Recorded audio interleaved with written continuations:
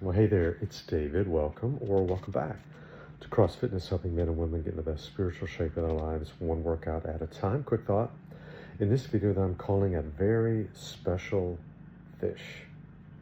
Okay, so I'm going through my Bible study this morning in the Gospels, and I want to talk to you about a fish. In John chapter 21, there's the miracle catch, where Jesus tells the disciples, throw your net on the other side of the boat after fishing all night and catching nothing. And they caught 153 large fish. Those are a special school of fish, but that's not what I'm talking about. I'm not talking about the time when he had the disciples throw their nets in there and they brought up many fish that it about sank the boats and the nets didn't even break.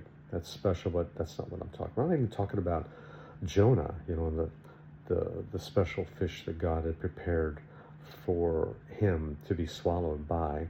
We assume it's a whale, but it might not have been. The Bible doesn't identify it as a whale. It says this was a large fish. I'm talking about another special fish. We're in the Gospel of Matthew. He's the only one that caught this and recorded this. And it's the incident in which Peter was asked, hey, does your master pay the temple tax?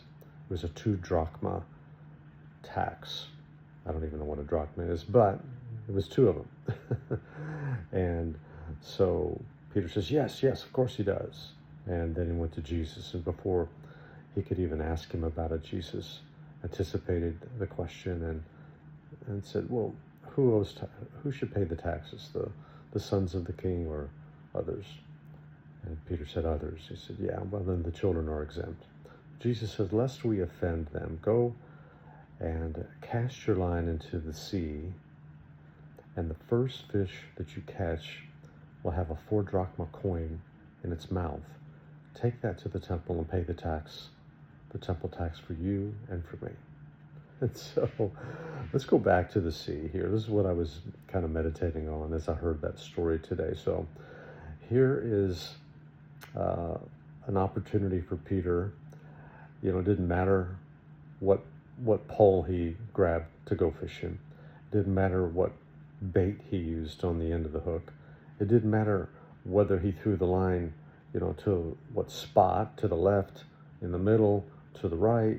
It didn't matter at all where he fished, how he fished, or what he fished with. Jesus had said, you throw your line in, and I have prepared a very special fish. Those weren't his words, but that's what happened. God had prepared a fish, a very special fish, to put in its mouth a coin, a shekel or a 4 drachma coin, and then Peter obediently threw the line in, and the first fish he caught, indeed, lo and behold, had the coin in it, and he went and paid the temple tax.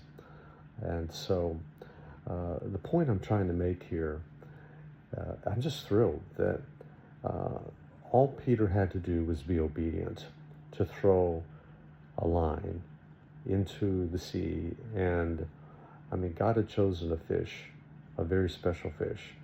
It's going to find that hook no matter what. Wherever he threw it, that fish is going to find that line, swallow that hook, and and allow Peter to catch it. And so it just reminds me of the fact that all we need to do is be obedient, everybody. That's what we need to do. Jesus said in Matthew 4:19, follow me and I will make you fishers of men. And maybe you don't feel like the best fisherman for the souls of people. You don't feel comfortable,